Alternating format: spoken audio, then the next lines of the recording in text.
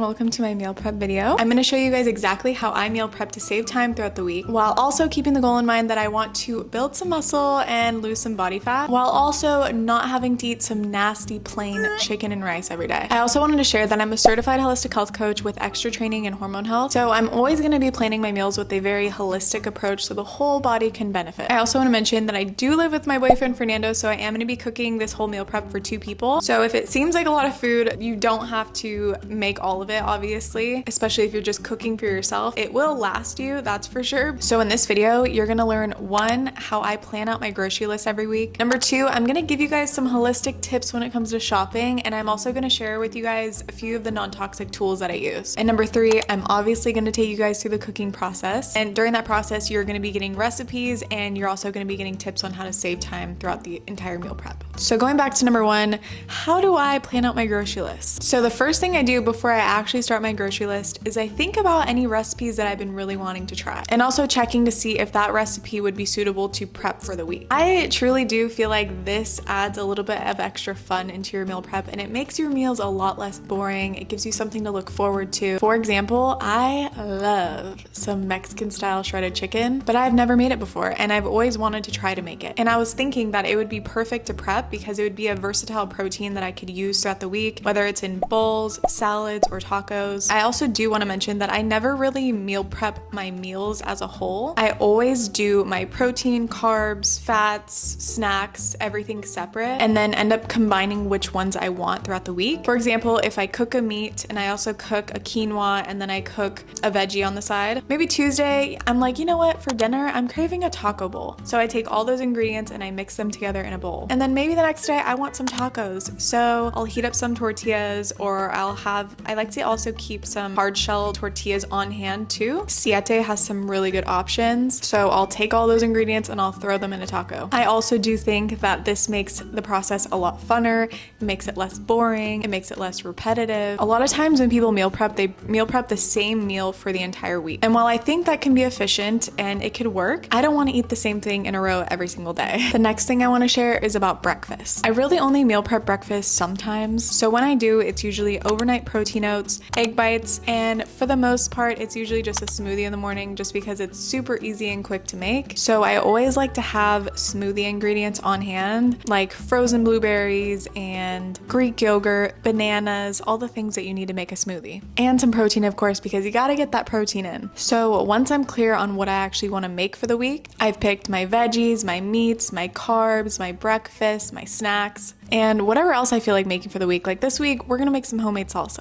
I figure it'd be perfect because I could put it on bowls, tortillas, whatever. So I get clear on all of that and I start making my list. So while I'm adding stuff to my list, I'm also aware of the things that I have and what I don't have. That way I don't have to spend money and buy doubles of things that I don't need. All right, now that the list is done, let's go shopping. All right, guys, we are heading to the grocery store. We are heading to Sprouts today. We usually either do Sprouts, Whole Foods, Trader Joe's, or Costco.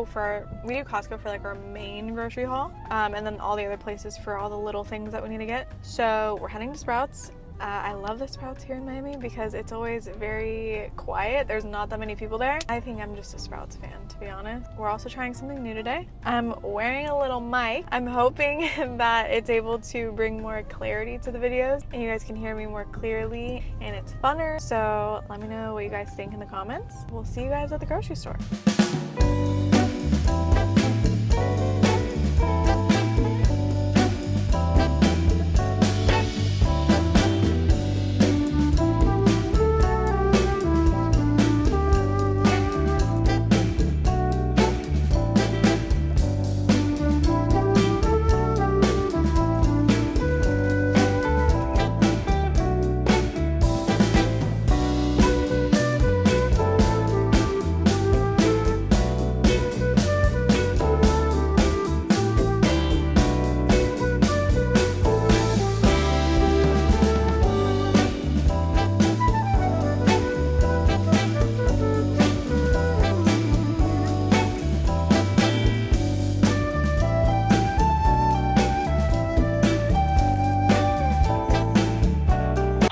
All right, guys, so the first step in a successful meal prep is you're gonna make yourself a fun little beverage so you guys can sip on it while you're cooking. Trust me, it makes the experience way more enjoyable. All right, so we're gonna start with prepping the vegetables. And so we're gonna basically let them soak for a bit while we start on the chicken, because I think that the chicken's gonna take the longest to cook. Well, it is gonna take the longest. It's gonna be cooking the entire time that we are meal prepping other things. All right, so this is a pro tip when it comes to soaking and washing your vegetables. A lot of people think that if you wash and soak your vegetables in vinegar, that you're gonna be washing off the pesticides and all of the chemicals that crops are sprayed with, but that's not really the case. Vinegar is great at killing bacteria and microbes that are hiding inside your vegetables, but what's actually gonna be making a bigger impact in getting the pesticides off your vegetables is baking soda. All right, so the next thing I do, which isn't super necessary, but I think it's pretty important, is washing and soaking your vegetables in purified water. I use AquaTrue. I think it's the easiest, best quality filter that you could buy. I've been using it for the past few years now, and me and my boyfriend love it. You guys probably already know that your regular tap water is filled with fluoride, a bunch of heavy metals, a bunch of other stuff that you just don't want going inside your body or inside your food. So anytime I'm boiling pasta or, you know, doing anything with water, I'm always using purified water. I do have a discount for AquaTrue. You guys know that I don't recommend anything that I don't use myself religiously. I really will never recommend you guys stuff that doesn't work well. I've recommended AquaTrue to my friends, family, and trust me, you guys won't be disappointed. So if you do want a discount, check out my description and you guys can get,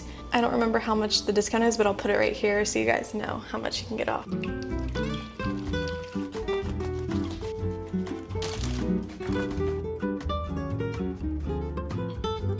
Another pro tip for your herbs like cilantro, parsley, dill, anything, you're gonna, instead just keeping it in that plastic bag and keeping it in your refrigerator, you're going to fill a little jar up with water and then you're gonna place it in there, kind of just like it's like a little plant, and you're gonna keep it in your refrigerator just like this. And this is gonna keep your herbs from drying out and going bad sooner. I promise this works wonders, because I'm somebody, it's like you don't use herbs every single day, and so you kind of want them to last, you know, especially if they're organic. The audio sounded so terrible, I had to cut it out at this part, but basically I'm just talking about chicken and how they have this little tendon that runs through the center of it, and usually I like to cut it out just because it kind of grosses me out, I'm not gonna lie, but I have a very simple, easy trick, and I'm sure you guys probably are already familiar with it. If you're not familiar with this trick, all you do is you take a piece of paper towel, you grab onto the tendon, and then you take the fork and you wrap it around, like the inside of the prong, you wrap around the tendon, and then you pull it through, and it literally pulls it off perfectly.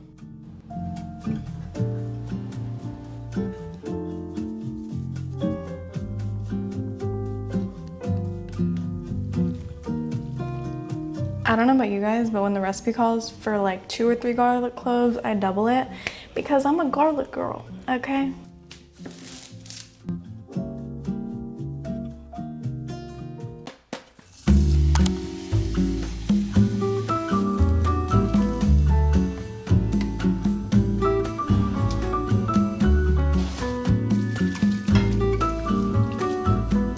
Alright, so our chicken is cooking and it should be ready in about like 2 to 3 hours. If you have a slow cooker and you want to make the same recipe I made, I think it's a little bit easier. I only have a Dutch oven, so that's why it's going to be a little different for me. But for our veggies this week, we're doing Brussels sprouts, some broccolini. I'm going to make some kale chips, and I also want to chop up some carrots to snack on. So we're going to start with the Brussels sprouts.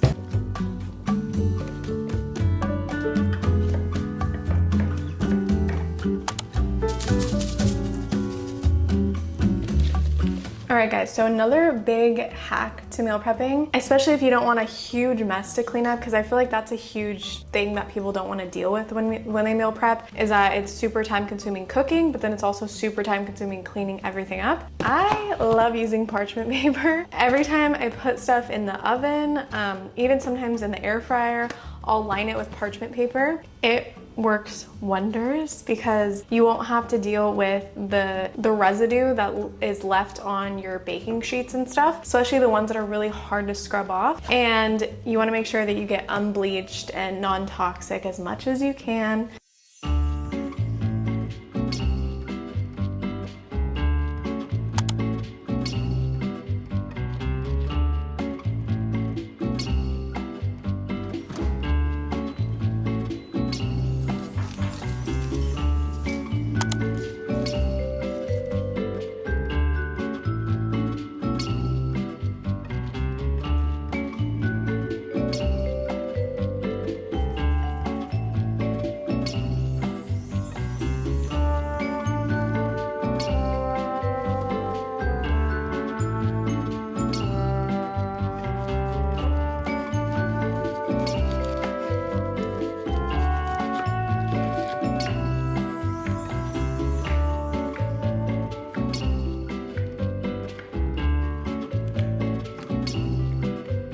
Now that the veggies are cooked, I'm just adding them into glass Tupperware. This is a huge health tip, especially when it comes to adding warm food into Tupperware. As you are probably already aware, it's very easy for plastic to leach into your food, especially when it's heated. Plastic can contribute to estrogen dominance, and estrogen dominance can lead to breast cancer, PCOS, endometriosis, autoimmune conditions, and other hormone-related issues. And men, you are not off the hook either. It can lead to gynecomastia, type 2 diabetes, and it can also negatively impact fertility. I also do understand that glass Tupperware can get kind of expensive and also hard to store if you don't have enough space, but I do think that if you have just enough for what you need to store your warm food, I think that's just fine.